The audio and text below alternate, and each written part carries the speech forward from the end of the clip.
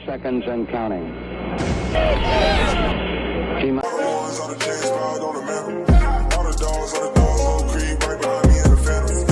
Hey, what's good, y'all? Welcome back to another video. It's Anish, and we're back at it again with a post-game video for the Houston Rockets.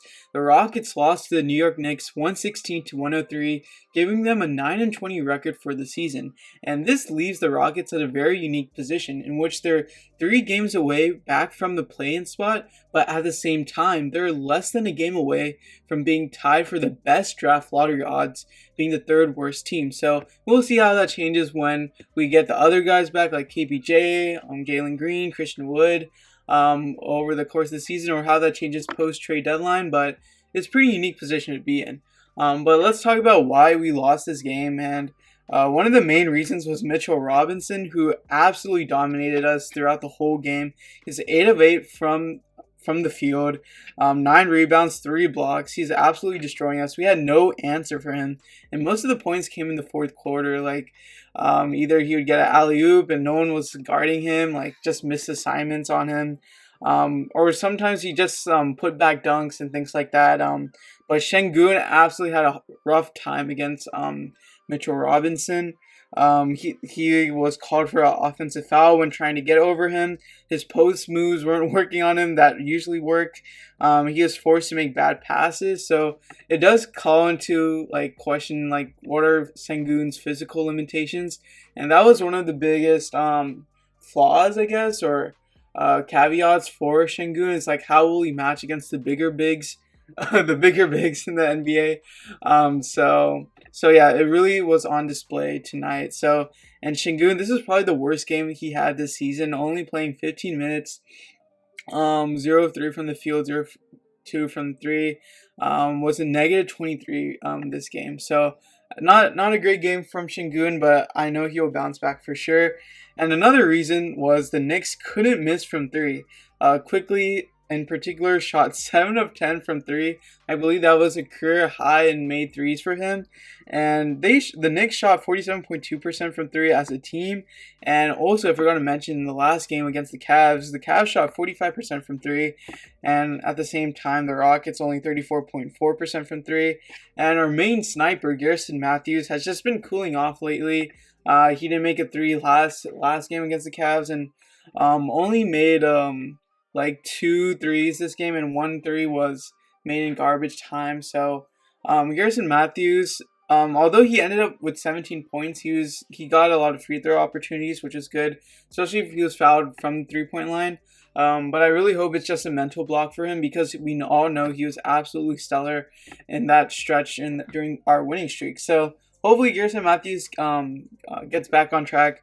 And another reason, Eric Gordon, a guy who has been carrying us to our wins, wasn't really the greatest this game. He started off strong, but he started to cool off after that. He ended the game with 5 points, 2 of 8 from the field, 0 of 4 from the 3. And he tried to pass the ball, of course, but the passes were errant, or the other guys couldn't catch the ball. And that was kind of a theme overall. We couldn't handle passes and things like that. So that was that with EG.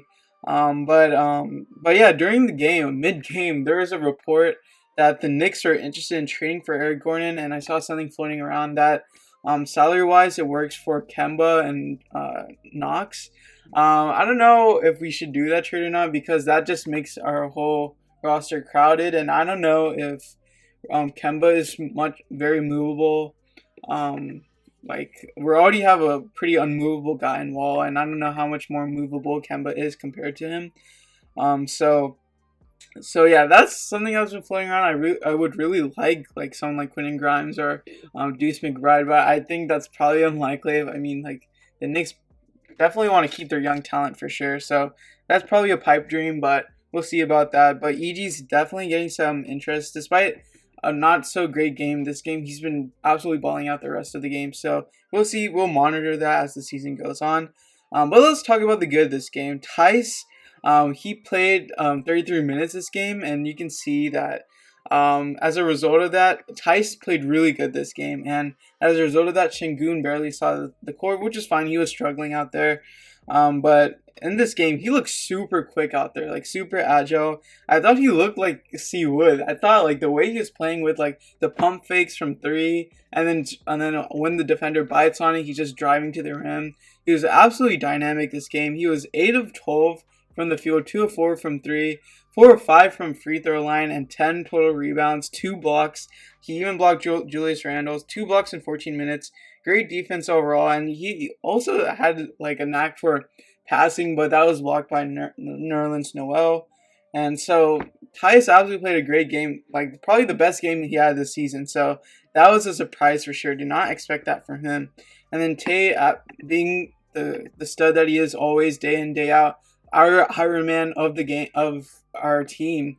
He's just our anchor defensively, and like he's also doing a great job of like trying to play make, try to create for his teams and like for the team. And his arsenal, like when he gets to the paint, is just really good. I mean, his spin moves, his amount of hustle. Like he missed a shot, but then he immediately hustled for the miss and made a putback layup. And so he was playing with 5 fouls the whole game, and Silas decided to keep him in. And the whole team just like really kind of plays to Tate's energy, I guess, and that's a really good thing because Tate is our anchor, like I said. So Tate, probably like a very improved player, and he shot really good from three. I mean, 2 of 4 from three, but 6 of 8 from the field. 20 points overall, which is the second highest on the team behind Daniel Theis, of course. And so what a great game from Tate. And KJ also impressed today. 29 minutes, 6 of 10 from the field. There's a like very nice sequence from J Gup passing to Sengun, passing, and then KJ with the finish, and he's done a great job finishing around the rim this season. I believe he's like around like 70 above 75% finishing around the rim. So like reverse layup, 6 points in 3 minutes.